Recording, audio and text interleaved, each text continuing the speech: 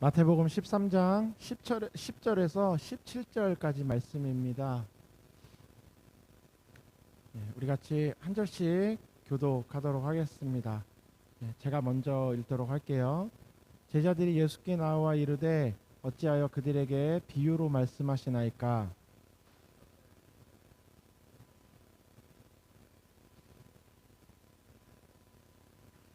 무릇 있는 자는 받아 넉넉하게 되되 없는 자는 그 있는 것도 빼앗기리라.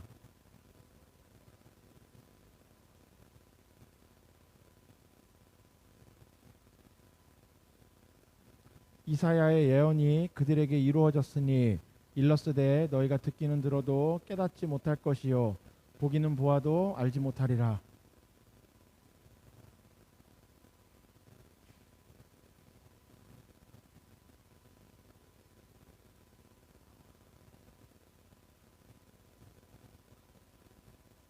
그러나 너희 눈은 봄으로 너희 귀는 들음으로 복이 있도다. 함께 읽겠습니다. 시작. 내가 진실로 너희에게 이르노니 많은 선지자와 의인이 너희가 보는 것들을 보고자 하여도 보지 못하였고 너희가 듣는 것들을 듣고자 하여도 듣지 못하였느니라. 아멘. 우리 같이 말씀의 제목을 좀 힘있게 읽어보도록 하겠습니다. 읽어보겠습니다. 시작. 진리를 깨닫는 사람이 됩시다. 라는 말씀으로 오늘 우리가 하나님의 말씀을 좀 나누어 보려고 합니다.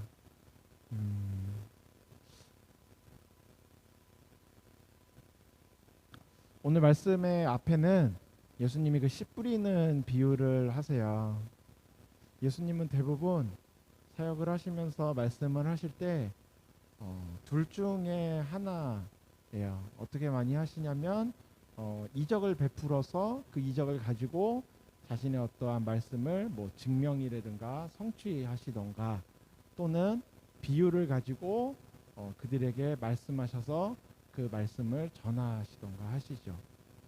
이제 그게 아니면 대부분의 뭐 바리새인이라든가 사두개인, 서기관과 같은 예수님을 믿지 않는 그들을 향하여서는 예수님이 뭐 비유라든가 이적을 베푸시는 것이 아니라 강하게 책망하시죠.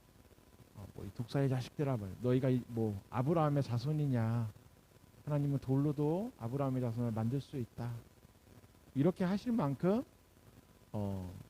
예수님의 그 사역은 굉장히 확실해. 이도 저도 아닌 사역은 잘 없어요. 잘 없는 게 아니라 없죠. 확실하게 책망하실 때는 강하게.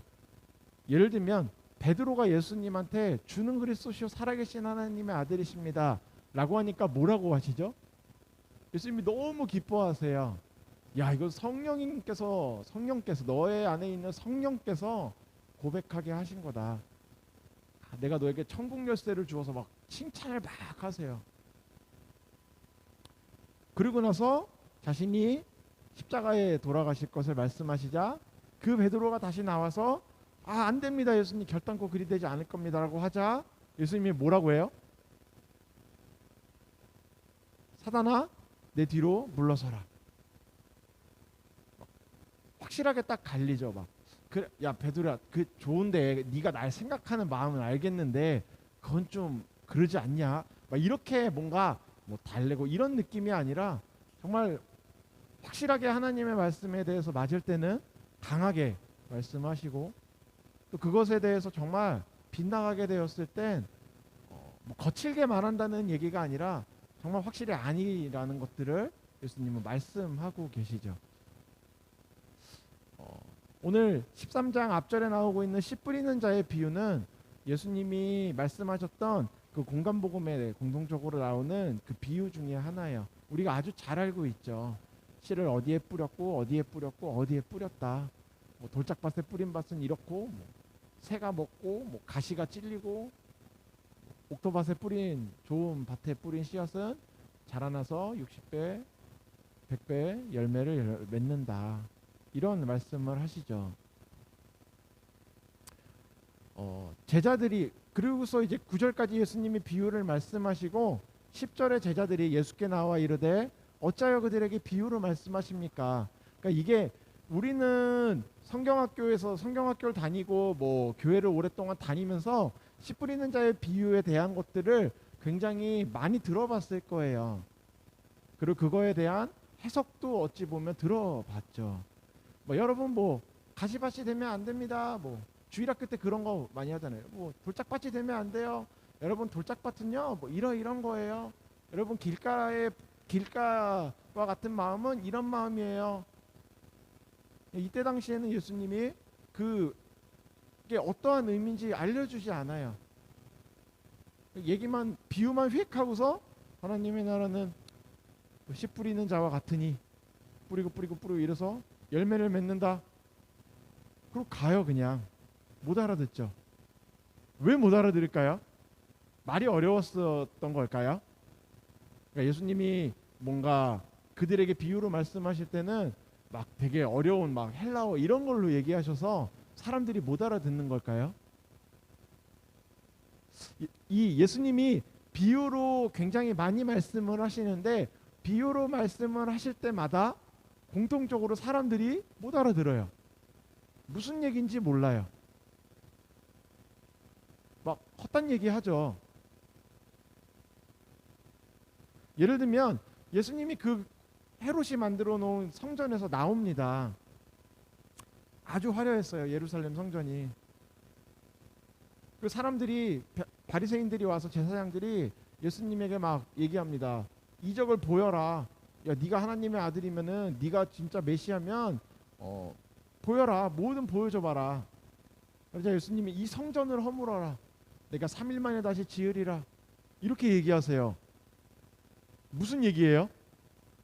그 막 철거하라는 얘기예요? 철거하는데도 한참 걸릴 거예요. 그 기술력이. 그 무슨 얘기예요?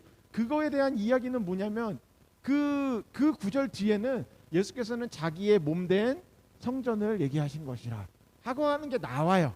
근데 그 당시에는 생각을 해보세요. 그 바리새인들이 예수님과 막 어떤 공부하고 막 의논하고 좋은 분위기에서 배우려는 자세로 와서 얘기하는 게 아니라 굉장히 거친 모습이었을 거예요.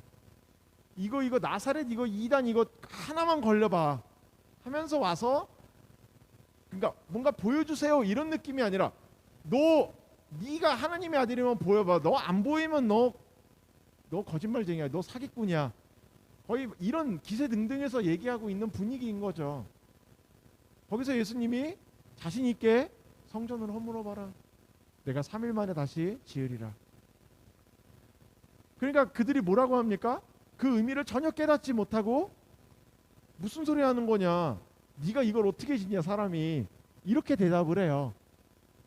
너가 이걸 3일 만에 어떻게 짓냐. 말이 어려워서 못 알아들은 걸까요? 예수님이 제자들도 마찬가지고 사람들의 이 예수님을 따르는 무리들에게도 마찬가지고 심지어 그 당시의 율법과 성경에 대해서 아주 잘 알고 있다고 하는 바리새인과 제사장과 서기관들에게도 동일하게 비유로 말씀하세요. 심지어 그때 당시에 그 공의회 그 대표자들 이스라엘의 지도자들의 대표 70인 그 사람들 중에 한 명인 니고데모가 찾아옵니다. 아주 이스라엘의 율법과 성경과 일종의 신학을 대표하는 사람이에요. 랍비들의 선생 같은 사람이죠. 막 예수님에게 찾아와서 물어봅니다. 그때 예수님 이제 30살이거든요. 니고데모는 할아버지예요. 나이가 많은 사람이에요. 아주 노 교수가 지금 식으로 얘기하면 아주 사람들에게 존경받고 아주 뛰어난 그 노련한 교수가 학자가 그 30살 이제 뭐 대학원 들어간 그런 사람에게 와서 막 질문을 하고 있는 거예요. 그런 모습에서 예수님이 막 이야기를 합니다. 성령에 대한 이야기를 해요. 거듭남에 대한 이야기를 합니다. 그때 당시에 가장 성경에 대해 박식하고 잘 알고 있다고 생각했던 니고데모도 못 알아들어요. 사람이 내가 진실로 너에게 이르노니 사람이 거듭나지 않고는 하나님의 나라를 볼 수 없느니라. 니고데모가 뭐라고 합니까? 주여, 내가 못해요. 어떻게 다시 들어갔다 나오겠습니까? 내가 엄마 뱃속에 어떻게 들어갔다 나오겠습니까? 이렇게 대답을 합니다. 못 알아들어요.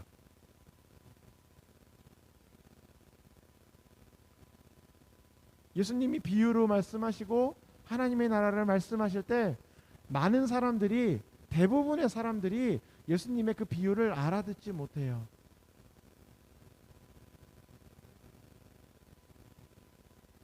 제자들이 오늘 와서 물어봅니다. 어찌하여 그들에게 비유로 말씀하십니까? 예수님을 따르는 사람이 이렇게 많은데 또 예수님의 그 뭔가 책 잡아보려고 막 예수님을 따라다니는 사람이 그렇게 많은데 그들을 진짜 확실하게 알려주시고 하나님의 나라는 이렇다라고 딱 보여주시고 말씀하시고 막 들려주시면 되지. 어찌해서 비유로 말씀하십니까? 못 알아들으니까 자꾸 헛짓거리 하잖아요. 예수님 못 알아들으니까 자꾸 바리새인들이 덤비잖아요. 예수님 못 알아들으니까 자꾸 딴소리 하잖아요. 어찌하여 그들에게 비유로 말씀하십니까? 라고 물어보고 있는 거죠. 어찌하여 그들에게 비유로 말씀하시나이까? 누구시죠? 누가 오셨네요?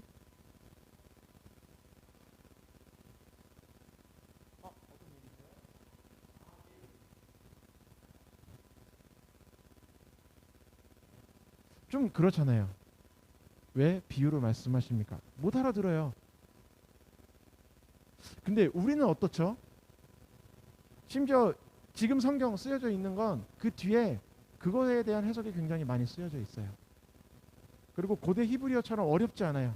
아람어도 아니고 히브리어도 아니에요. 영어로 번역이 잘 되었고요. 한글로도 번역이 되었어요. 새 번역도 있어요. 개역개정도 있어요. 그것도 어려우니까 쉬운 말 성경도 있고요. 심지어 요즘은 다시 쓰여진 메시지 성경도 있어요. 요즘의 언어로 다시 쓰여진, 아주 확실하게 기록이 되어서 우리에게 메시지를 던지고 있죠. 자, 그런데 여러분 성경을 읽으면 얼마나 깨달으시나요?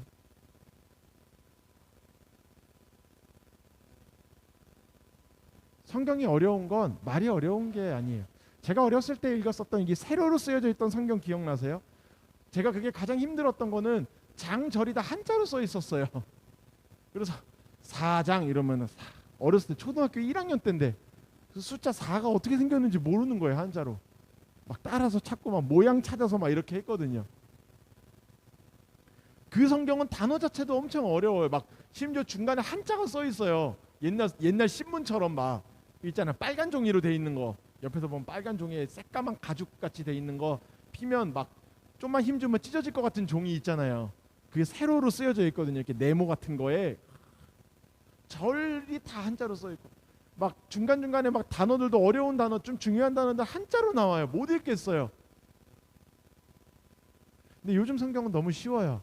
쉽다라고 하는 게 읽기가 너무 쉬워요. 말도 아주 쉽게 쓰여져 있어요.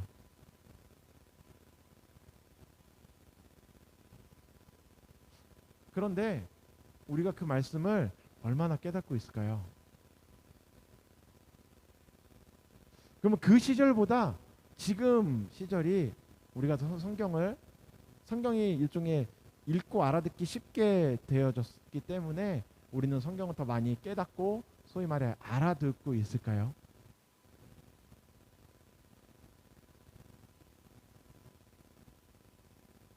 오늘 16절에 뭐라고 하고 있냐면 너희의 눈은 봄으로 인해 너희의 귀는 들음으로 인하여 복이 있다 라고 이야기하고 있어요. 우리 예전에 몇 번 얘기했었던 것 같습니다. 이 눈으로 본다라고 하는 거에 성경에서 말하고 있는 의미는 그냥 시력으로 본다라고 하는 의미가 아니라 그 이상으로 무언가를 인지하고 받아들이는 거예요. 뭔가를 인식하는 겁니다. 그 귀는 뭐냐면 단순히 청력으로 뭔가 소리가 들리냐 안 들리냐가 아니라 성경에서 이야기하고 있는 듣는다라고 하는 의미는 그것이 소리가 들리는 것 이상으로 그 소리가 가지고 있는 의미가 깨달아지고 마음속으로 들어가서 그의 삶이 그 들은 것이 그의 삶으로까지 스며들고 있느냐. 그러니까 다 알아듣긴 했지만 그대로 살거나 진짜 그 의미를 깨닫지 못하고 있다면 그 사람은 그 말을 들었다라고 얘기할 수 없다는 거죠. 성경에서는요. 우리의 눈도 마찬가지예요. 본다라고 하는 것도 마찬가지죠. 우리의 시력이 아주 좋아서 볼 수는 있어요. 뭐 요즘은 시력이 안 좋아지면 수술을 해서라도 다시 시력을 좋게 만들 수 있어요. 이 글씨를 다 잘 읽을 수는 있지만 마찬가지예요. 이 글은 다 읽었을지언정 이 성경을 읽음으로만이 아니라 우리가 이 땅을 살아가면서 보게 되는 수많은 일들과 수많은 사람들과 수많은 그 모든 시간들, 우리가 인지하고 인식하는 그 모든 시간들 안에 우리가 그것들을 정말 그 안에 들어있는 의미들을 깨닫느냐 못 깨닫느냐. 정말 깨닫지 못하고 있다면, 그냥 표면적으로 드러나고 있는 현상만 깨닫고 있다면, 성경에서 이야기하고 있는, 오늘 이야기하고 있는 이 복이 있는 그 보는 것, 너희의 눈이 보는 것으로 인하여 복이 있다라고 할 때 그 보는 것하고는 조금 거리가 있다라고 하는 겁니다. 아무리 설교를 많이 듣고 아무리 수많은 소리들을 듣고 아무리 많은 것들을 우리가 인풋이 된다고 할지라도 그 인풋된 것들이 우리의 삶으로 전달되고 연결되어지지 않는다라고 한다면, 우리는 귀로는 들었을지 모르지만 오늘 이 복이 있는 들음은 우리의 삶에 나타나고 있지 않다는 겁니다.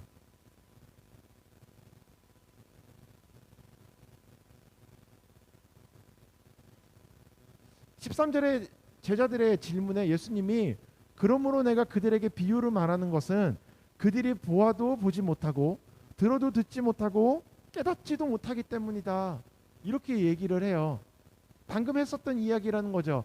보지만 보지 못해요. 들었지만 듣지 못해요. 무슨 얘기입니까? 보기는 보았지만 그 속에 들어있는 진짜를 못 보고, 듣기는 들었지만 그 속에 들어있는 진짜 메시지를 듣지 못하고, 그래서 제대로 못 보고 제대로 못 들으니까 뭐 하지 못하냐면 깨닫지 못한다는 거죠. 하나님의 말씀을 막 봅니다. 하나님의 말씀을 막 들어요. 그런데 우리의 삶에는 깨달음이 없어요. 그러면 우리의 삶은, 그러니까 복된 삶이 아니라는 거예요. 그러니까 하나님이 복을 안 준다 이런 의미, 하나님이 복을 준다 안 준다 이 의미가 아니라, 그런 사람의 삶은 복된 삶이 아니란, 이 애초에 바꿔 얘기하면 진짜 우리의 삶의 복된 삶이라고 하는 건 어떤 것이냐면, 우리가 보는 것마다 제대로 볼 수 있고 듣는 것마다 제대로 들을 수 있는 사람이 진짜 복된, 그래서 우리가 무엇을 보고 무엇을 듣든 간에 우리가 진정으로 진리를 깨닫는 사람이 복된 사람이라는 거죠. 여러분 복된 삶을 살고 계십니까? 복 받으셨어요? 하나님이 여러분에게 복 주시기를 소망합니다. 어떤 복이냐면, 우리가 보는 것마다 제대로 볼 수 있어야 되고 듣는 것마다 제대로 들을 수 있어야 된다는 거예요. 제가 지난주에 제 아내한테도 얘기를 했었는데, 그 영상을 유튜브에 굉장히 많은 영상이 올라와요. 근데 유튜브가 재밌는 건 뭐냐면, 제가 어떤 영상을 하나 보면, 예를 들면 제가 뭐 자동차에 대한 영상을 하나 보면, 그 유튜브가 그 알고리즘을 가지고 이 사람은 자동차 영상을 좋아하네, 온갖 자동차 영상이 그 밑에 연결돼 가지고 쫙 떠요. 뭐 자동차 명장, 뭐 자동차 중고 거래할 땐 이렇게 하세요, 뭐 수많은 차에 대한 영상이 다 떠요. 뭐 드라마 하나 보면은, 드라마 짤 하나 보잖아요. 그 드라마 전편이 다 연결돼요 막. 그래서 약간 무섭죠. 보다 보면 드라마를 다 봐요. 그런데 유튜브에서 그 말씀에 대한 영상을 보다 보면 연결되어서 뜨는 영상들이 굉장히 많아요. 여러 가지입니다. 뭐 유명한 목사님들의 설교 메시지를 이 포인트를 찝어가지고 영상으로 만들어 오는 것도 있고요. 아니면 풀 영상도 있고요. 또 어떤 거는 뭐 기독교적인 어떠한 주제들을 가지고 막 이야기하는 영상도 있고요. 근데 그 중에 제가 어떤 영상을 봤는데, 그 종말에 대한 이야기를 하는 영상이었어요. 요즘 시대가 되게 뒤숭숭하잖아요. 코로나도 터집니다. 경제적으로도 국제적으로도 경제가 되게 흔들리고 있어요. 막 중국이랑 미국은 막 자꾸 뭐 이러고 저러고 막 시끌시끌하죠. 막 요즘도 막 비까지 와가지고 막 뭐가 무너지네, 누가 떠내려가네, 죽네, 막 수많은 안 좋은 소식들이 들려오고 있어요. 그 영상에서는 그것들을 가지고, 그리고 자신들이 보고 있는 성경을 가지고 이 세상의 마지막 때를 자꾸 이야기하고 있어요. 예, 종말에 대한 이야기를 해야 됩니다. 아주 중요한 거예요. 그리스도인은 종말을 잊어서는 안 돼요. 우리가 종말론적인 신앙을 가지고는 있어야 합니다. 그런데 제가 그러한 영상들을 보면서 굉장히 마음이 좋지 않았었던 건 뭐냐면, 성경을 굉장히 이상하게 보고 있는 부분들이 많다라는 거죠. 제가 모든 영상을 다 본 건 아니에요. 근데 제가 봤었던 영상에서는 그랬어요. 성경에서 나오는 어떠한 숫자, 어떠한 상징, 어떠한 이름, 뭐 이런 것들에 자꾸 집중을 하는데, 그것들을 성경을 해석해 나가는 방법론이 아니라 지금의 시대적인 거와 자꾸 껴맞춰서, 이러니까 성경에서 얘기하고 있는 게 이걸 얘기한 거야. 애매하죠? 사람들에게 그렇게 이야기합니다. 그러니까 종말이 이때 올 거야. 다행히 우리나라는 옛날에 94년도에 그 다미선교회에서 10월 28일에 예수님 온다고 했다가 아주 개망신을 당하고 망해가지고, 다행히 그 뒤로는 몇 월 며칠에 종말이 온다는 얘기는 잘 안 해요. 그쵸? 이제 99년도에 뭐 노스트라다무스가 예언했던 게 뭐 지구 종말이다 막 이래가지고, 그것도 사람들이 막 이랬어요. 밀레니엄 버그가 지구 종말이야 막. 다행히 두 번 다 안 왔죠. 당연한 거고. 그러니까 그 다음부터 사람들이 날짜를 찍어서 얘기하는 거는 안 되는구나. 그 다음부터 사람들이 그 얘기는 안 해요. 몇 월 며칠에 주님이 오신다 이런 얘기는 안 해요. 그런데 자꾸만 성경에서 얘기하고 있는 어떠한 그 상징적인 것들을 자꾸 현실 세계로 그대로 가지고 와서 그 안에 있는 메시지, 거기서 굉장히 위험하다고 생각했던 건 뭐냐면, 그 말씀 안에 담겨 있는 메시지가 분명, 그 말씀을 통해 어떠한 상징과 숫자와 현상과 그 구절을 통해서 분명히 하나님이 우리에게 주시려고 하는 메시지가 담겨 있는데, 그 메시지는 그대로 하나도 캐치하지 않은 채로 위에 드러나 있는 현상만을 가지고 자꾸 메시지화 시킨다라고 하는 거예요. 그게 굉장히 위험한 거라는 거죠. 왜 위험하냐면, 자꾸 표면적으로 드러나는 것만 보려고 하는 거예요. 하나님의 말씀이라고 하는 건 분명히 그 말씀 안에 담겨 있는 하나님의 감동으로 만들어진 하나님의 메시지와 하나님의 마음이 담겨 있다라고 하는 것인데, 그것을 다 걷어내고 있다라고 하는 거죠. 또 어떠한 영상들을 보면 성경에서 이야기하고 있는 모든 것들을 오히려 다 그냥 비유처럼만 이야기해. 상징, 이거는 그냥 상징이야. 그냥 비유한 거야. 그때 이렇게 사람이 뭐 죽었다 살아난 거는 그 죽은 거가 아니라 뭐 오랫동안 잠깐 혼수 상태였다 깨어난 거야. 뭐 코마 상태였나 보지. 또 반대쪽 극단으로 뻗어갑니다. 성경에 있는 모든 것들을 다 비유화시켜요. 신천지에서 많이 하는 거죠. 여기 나왔던 이거는 이런 뜻이야. 하나님의 말씀이 우리에게 주어질 때 어떻게 얘기하면 우리는 정신을 바짝 차려야 돼요. 여러분, 요즘 성경, 이 인터넷에다가 뭐 조금만 치고 성경이 좀 궁금해서 뭐만 치면 그 성경에 대한 모든 진짜 온갖 구절들이 정말 인터넷에 너무 많이 나와요. 옛날에 네이버 같은 것에 나오는 그냥 블로그나 글 같은 정도 나왔다면, 요즘은 영상으로 그것에 대한 설명이 너무 자세하게 나와요.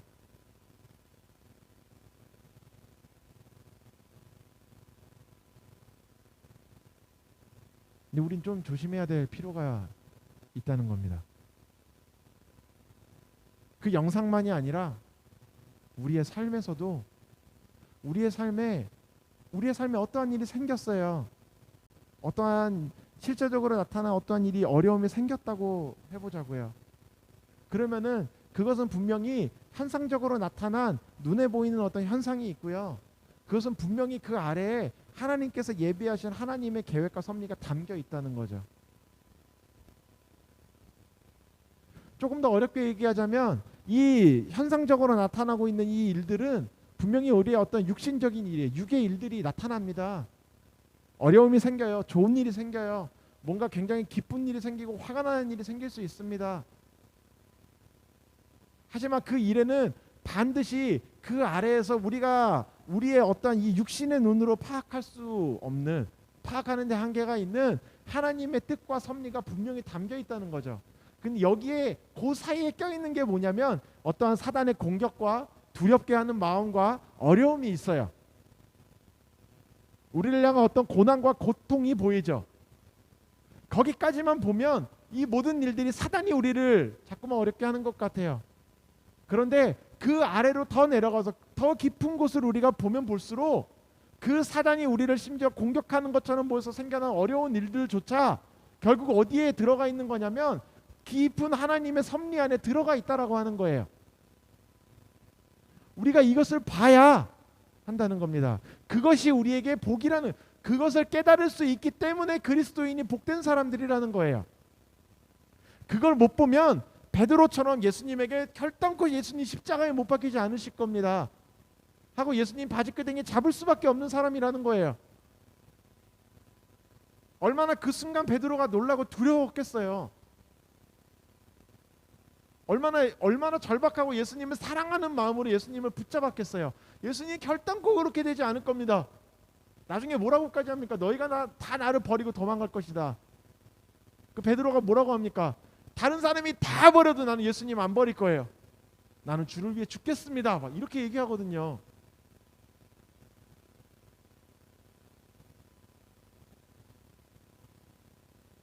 그러한 제자들이 예수님이 살아나고 나서도 우리 지난주 이야기했던 것처럼 승천하기 전에 예수님에게 나와서 딴소리 합니다.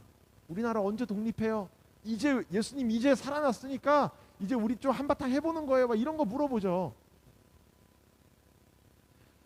말씀을 깨닫지 못하고 그 말씀이라고 하는 것이 이 66권의 성경책도 물론 가장 중요한 기본이 되는 이야기지만 우리의 삶에 나타나고 있는 수많은 일들, 우리가 보게 되는 것, 듣게 되는 것, 우리가 경험하게 되는 것, 우리의 삶에 맞닥뜨려지게 되는 그 모든 사건에는 우리가 반드시 깨달아야 되고 바로 보고 바로 들어야 되는 것들이 들어있다는 거죠.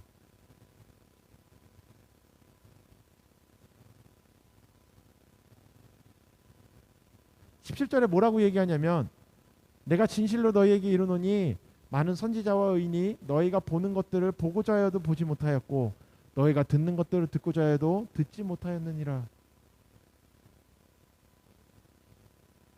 뭐에 대한 이야기일까요?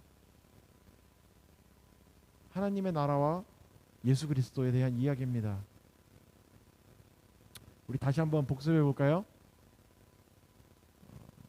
구약은 뭐에 대한 책이에요? 무슨 얘기라고요? 오실 메시아. 신약은요? 다시 오실 예수 그리스도에 대한 이야기라고요. 내가 진실로 너희에게 이르노니 많은 선지자와 의인들이, 구약의 수많은 사람들, 너희가 믿음의 조상이라고 하는 그 사람들도, 그 수많은 놀라운 선지자들도 너희가 보는 것들, 너희가 지금 보는 것들, 너희가 보는 나 예수 그리스도를 보고자 하였지만 못 봤고, 너희가 나로부터 듣고 있는 이 진리의 메시지들을 듣고자 하였지만 그들은 직접 들을 수 없었어.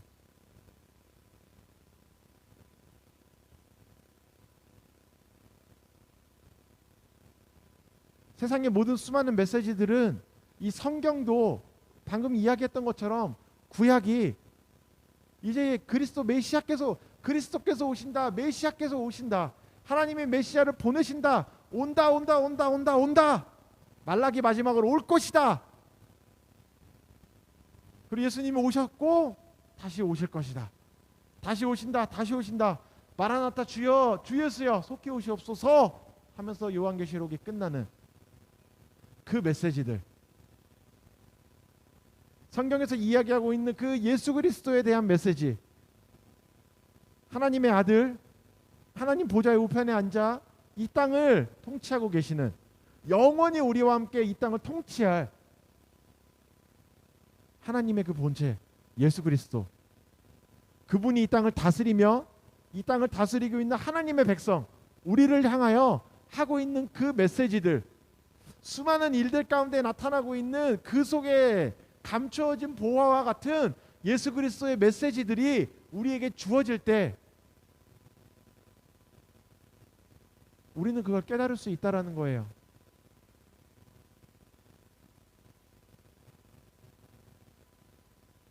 성령께서 우리 안에 함께 하실 때 우리가 보는, 지금까지 보던 똑같은 것들을 다르게 볼 수 있고, 우리가 지금까지 듣던 수많은 똑같은 반복적인 것 같은 메시지들 가운데 정말 우리가 깨달아 듣고 알 수 있게 된다는 거죠. 진리를 알지니 진리가 너희를 자유케 할 것이다.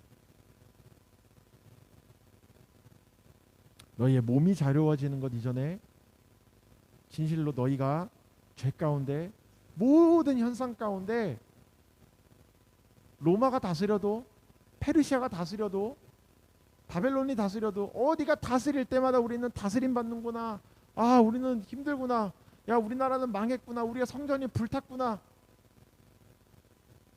그렇게 절망 가운데 있는 그 순간에도 진리가 너희에게 있다면 너희는 노예가 아니라 자유한 것이다.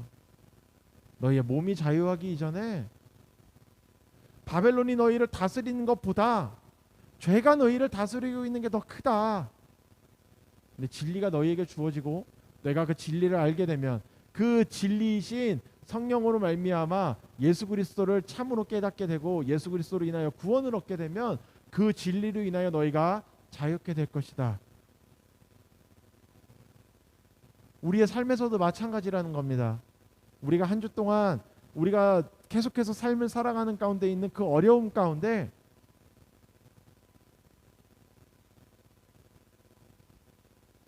그 진리가 우리에게 깨달아줘야 된다는 거예요. 어려움이 있잖아요. 한계가 보입니다. 아무리 노력을 해도 우리의 삶에는 내 능력으로 할 수 있는 거에 한계가 날마다 보여요. 나이를 들어갈수록 한계를 느껴요. 제 육신의 한계도 점점 느낍니다. 점점 평안히를 안고 다니기가 힘들어요. 이제 뭐 그냥 하루 자고 그냥 밤에 좀 잘 자고 일어나면 평안이랑 막 확 이렇게 하는 거가 야, 한 5년만 지나면 또 빡세겠구나 이런 생각이 들어요. 아, 한 5년 10년만 평안히 일찍 나왔으면 야 진짜 좀 더 이런 육신적인 것조차도 나의 한계를 느낍니다.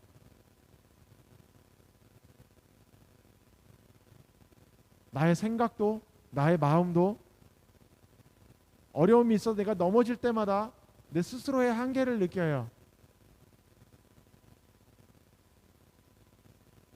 예수님을 막 믿는다고 내가 믿음으로 담대하게 서 있는 것처럼 해놓고서 정작 회사에서 조금만 어려움이 생기면 마음이 막 요동쳐요. 아, 이 어려움이 또 있냐.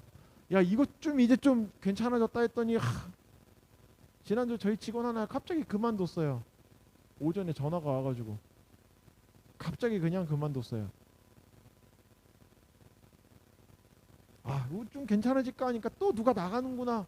어려움이 계속 생기는 거예요.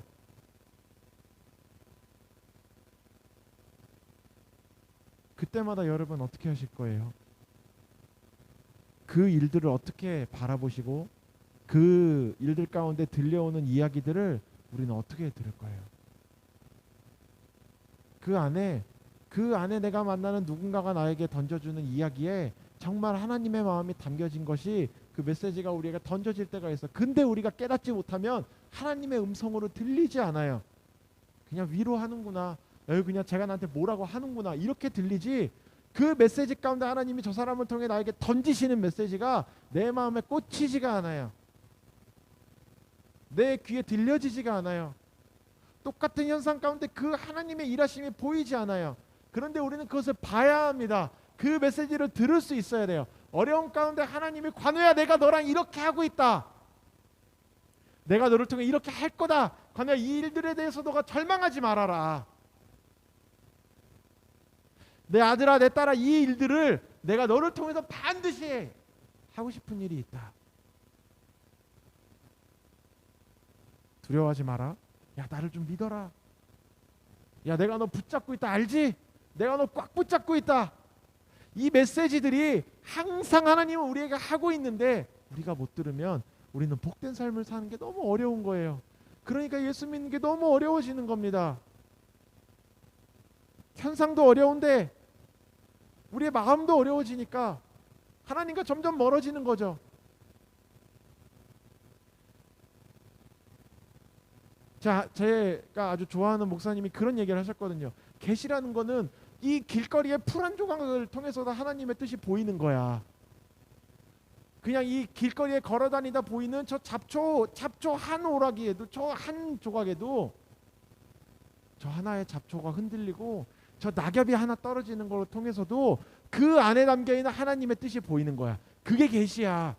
하늘이 열리고 막 천사를 만나고 막 이적을 일으키고가 계시가 아니라, 그것만이 계시가 아니라 정말 하나님이 나의 눈을 열고 귀를 열고 정말 그 부분 표현으로 뚜껑을 연다 그래. 뚜껑이 열리면, 정말 너의 영의 뚜껑이 열리면 이 세상에 보이는 그 풀 한 조각조차도, 풀 한 포기조차도 하나님의 뜻으로 보인다는 거예요.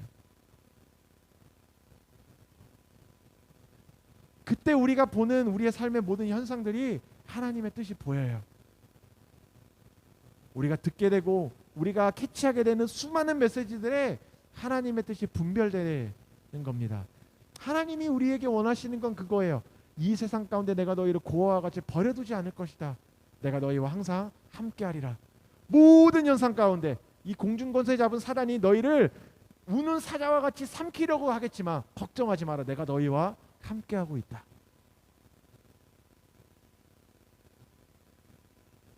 함께하고 있다라는 느낌적인 느낌과 기분적인 기분으로 알게 되는 것이 아니라 정말 우리는 경험할 수 있어요. 경험하게 되길 축복합니다. 어려움이 있을 때마다 하나님이 보여주시는 거예요. 아무도 뭐 똑같은 일을 나와 내 친구들이 다 겪었는데, 내 주변 사람들이 다 어려움을 겪고 있는데 나는 그 안에 하나님의 뜻이 보이는 거예요. 똑같은 안 좋은 얘기들을 같이 들었는데 다 절망 가운데, 다 마음 상해서 무너져 있는데 나는 그 가운데에서도 하나님이 나를 향해 보내는 위로와 하나님이 나를 향해 도움의 손길들이 들려지는 거예요. 절망하지 않을 수 있는 겁니다. 이겨낼 수 있는 거예요. 우리는 그 너머를 볼 수 있는 거예요. 보여주시면 어려운 현상 가운데도 그 너머에 하나님의 일하심을 볼 수 있게 되는 겁니다. 그러면 믿음으로 나가는 거예요. 우리 언약교회가 정말 볼 수 있는 것들을 보고 들을 수 있는 것들을 듣고 그리고 깨닫는 복을 얻게 되는,